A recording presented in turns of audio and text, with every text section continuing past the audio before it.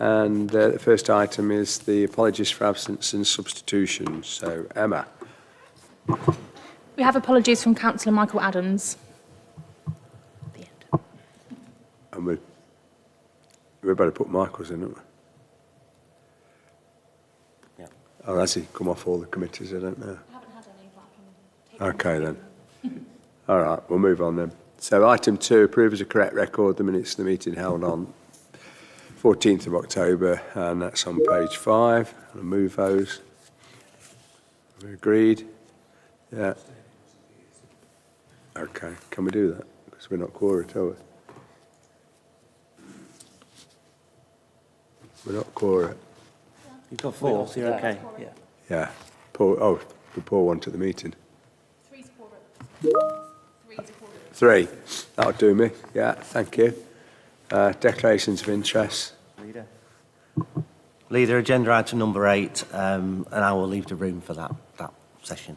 Yeah, and while we're on that, we'll move that to the back of the book, number 8, and then you can all disappear, can't you? And we can find somewhere a bit warmer.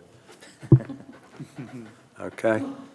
So, declaration of interest. So, item 4, pay policy statement, and that's a report to the Assistant Director for the Workforce. Thank you.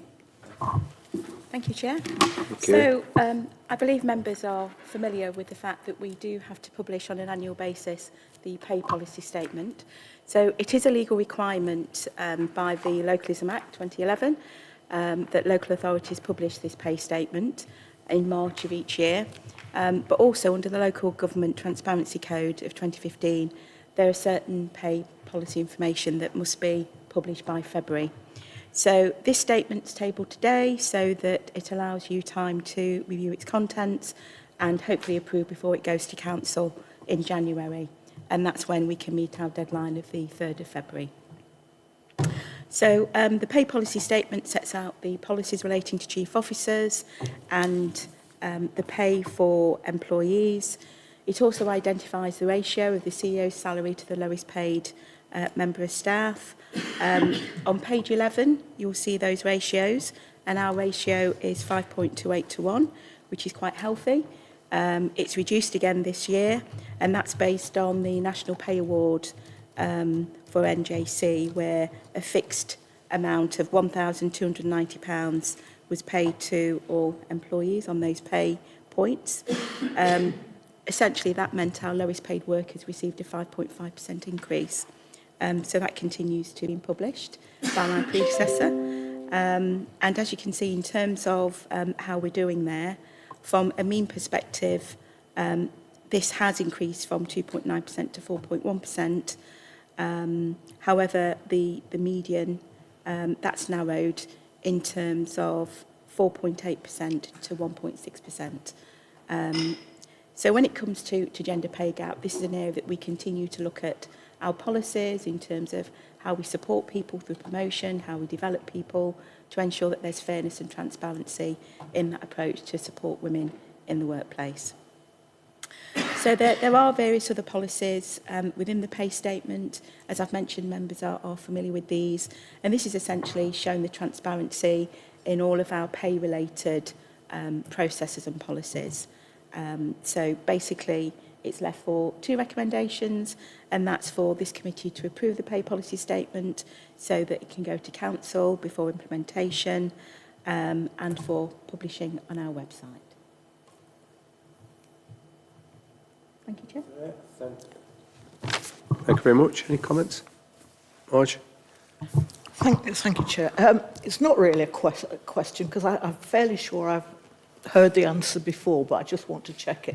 Do individual departments check their gender balance in this, so that we can see if there's any particular department that may need a little bit of help? We don't actually. It's done on an organisation-wide perspective for all staff, and that's how the reporting has tended to be. But that's not to say that's something, it's an exercise to see what that looks like. It could be something that HR might want to just look at a little bit, just to make sure that it's not, in fact, even the other way in some departments. Yes, yes.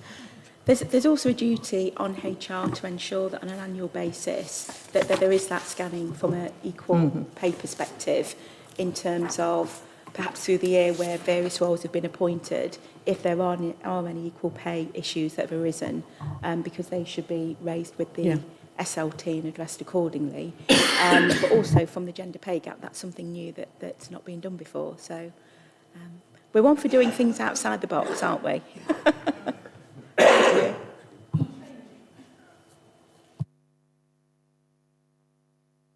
Thank you. I mean, it's interesting and encouraging that the ratio between highest and lowest pay gap is narrowing. I mean, and with respect to the gender pay gap, and the gap is quite low overall, but it is quite volatile. It's been going up and down quite a bit over the years, but it remains low, which is very encouraging, with the exception of the lower quartile. But that's the nature of that particular group of staff, isn't it? They are largely part-timers, which is largely female women that do take those roles. I was just wondering, do we benchmark against other authorities, either locally or comparable authorities? Produced a report on that, but I have looked at some figures in terms of how other councils are doing.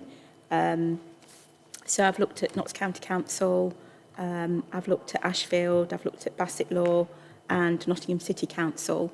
For Bassett Law and Nottingham City Council, looking at their figures for last year, their median is slightly higher by a fraction for women. And their mean is lower for men. So I do like to have a look to see what other councils are doing. So we are in that ballpark. We are quite comparable to other councils on that basis. So there aren't huge differences. Do we also benchmark the ratio? Not to my knowledge, we've not done that as yet. But the ratio of 5.28 to 1 is quite a good one. When you look at national ratios that include private sector organisations, they can be as high as like 200 to 1. But no, I think based on our sector, 5.28 is a reasonable one. So that's quite good, and it's reducing. Okay, anybody else? No, if not, we'll move it's on page 7 there, recommendation. Move it. Seconded. Agreed? Oh, agreed.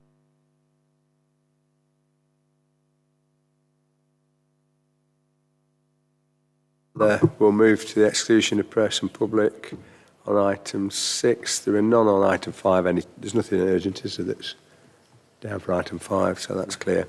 Exclusion of press and public under section 100A of the Local Government Act 1972. So I'll move that. Seconded. Agreed? Or agreed? Moving on. So we'll move to 8 to the end. Now it's Mike. Thank you, Lee.